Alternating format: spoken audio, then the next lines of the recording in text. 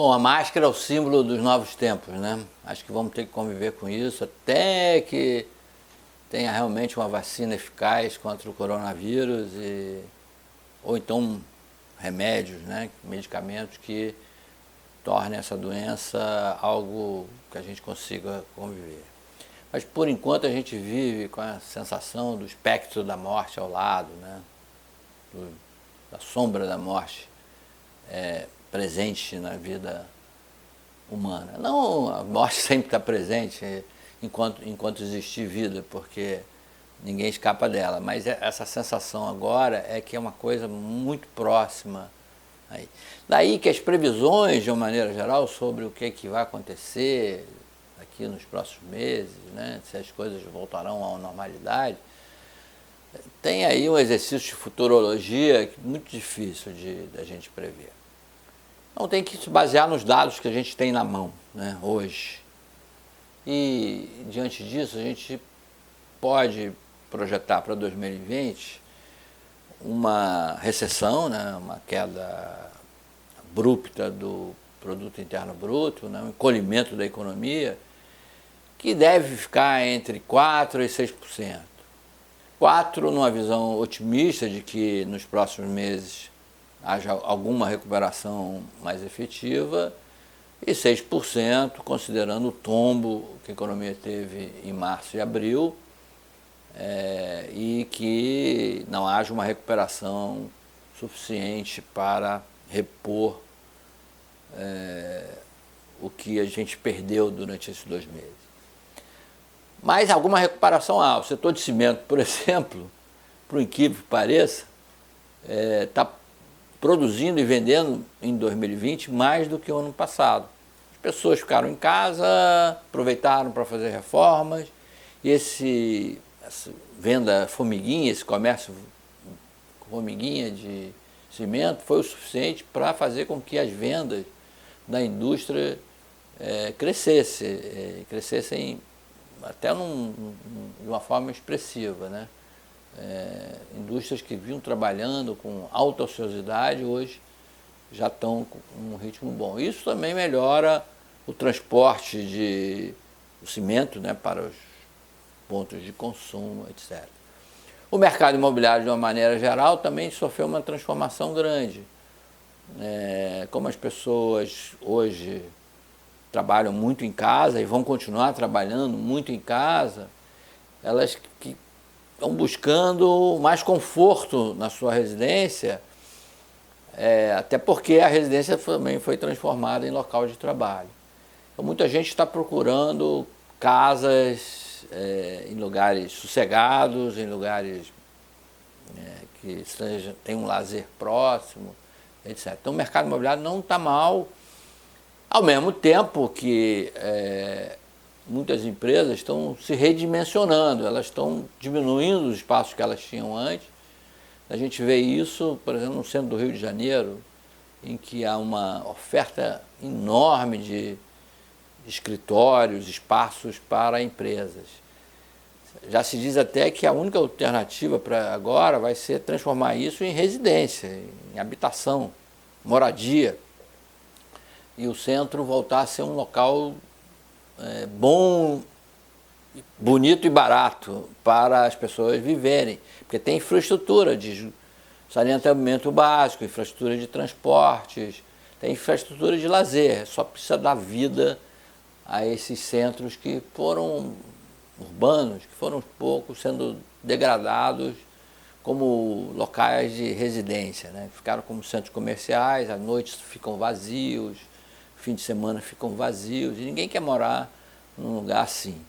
Então essa revitalização tem que ocorrer até com alguma mudança na legislação.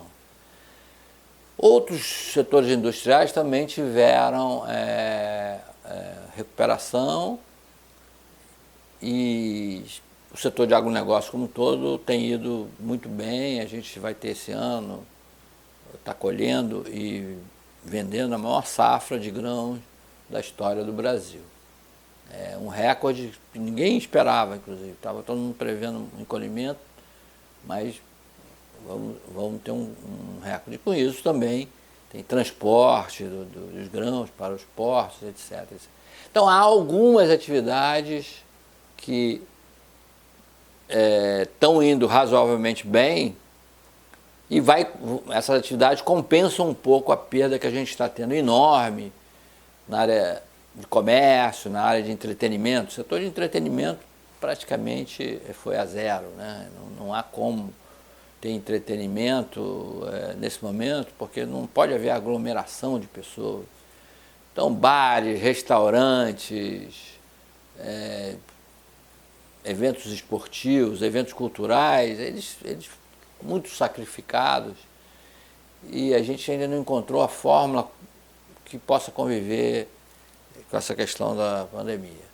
O setor de saúde, por incrível que pareça, também sofreu, porque ficou todo voltado para o combate ao Covid-19, e quem faz consulta médica, quem faz tratamento, quem pôde adiar a cirurgia, o fez, né? Então, até o setor de saúde também foi afetado pela pandemia.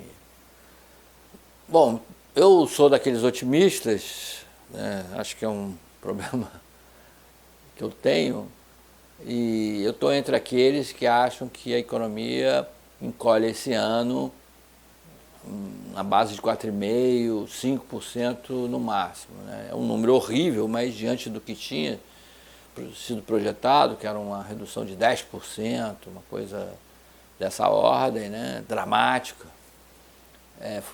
O auxílio emergencial que o governo deu para as pessoas foi importante, é isso que tem que ser feito, mais ou menos uma fórmula que a gente aprendeu lá desde a recessão de 1930, né? Transfere renda para as pessoas temporariamente, isso não pode ser de uma forma permanente, mas deu efeito. O que não funcionou foi o crédito. O sistema financeiro está com dinheiro, podia emprestar mais, mas o sistema financeiro tem, até por exigência legal das autoridades, ele só pode emprestar diante de determinadas condições, exigindo garantias daqueles que precisam do dinheiro. E nesse momento é muito difícil dar as garantias que você poderia oferecer em época normal. A principal garantia que o pequeno empresário tem é o seu próprio faturamento, a receita que ele tem, o que ele tem a receber, seja em cartão de crédito, seja em duplicata, seja em fatura. Só que a gente está naquela situação, e como você teve uma queda enorme de receita, você não tem essa garantia para oferecer nesse momento. Mas sem o crédito do banco, você também não consegue recuperar a receita que pode funcionar como garantia. Então, a autoridade regulatória, né, o Banco Central, no caso, e os próprios bancos, têm que mudar um pouco o seu sistema de avaliação de risco nesse momento, exatamente para que a garantia seja a receita futura, não a receita presente. Se for a receita presente, nenhum pequeno empresário, nenhum microempresário tem condição de pegar esse crédito no banco, que está disponível, dinheiro disponível, está lá, ele existe, não é falta de dinheiro. É só que você não se enquadra nas exigências do banco. E a gente está sendo muito lento nisso. Até o sistema financeiro, nosso no Brasil, ele é muito ágil, ele é muito eficaz, mas nesse momento ele se depara diante do risco, né? E não sabe o que fazer. A autoridade também não diz assim, olha, pode emprestar que a gente, em caso de uma situação de não recuperação do crédito, a gente tem um seguro, alguma forma assim, de deixar o sistema mais tranquilo e que o crédito flui. Porque se o crédito fluir, a economia de fato vai dar uma recuperada maior e esse risco vai diminuir. Naquela situação, se correr o bicho pega, se ficar o bicho come, né? Aquela situação que você não consegue resolver. São os dilemas pós-pandemia. Eu estou falando pós-pandemia entre aspas, porque Por enquanto, o que a gente tem é uma situação de convivência com a pandemia, né? Uma convivência usando a máscara o tempo todo, passando álcool em gel nas mãos, higienizando quase tudo, evitando aglomerações, tomando os maiores cuidados para não ficar doente. É um prazer conversar com vocês de novo de Gravatinha Borboleta, né? Aqui no Rio. Eu ainda estou de quarentena, passando a maior parte do meu tempo na Serra Petropolitana, mas voltando ao Rio com mais frequência agora.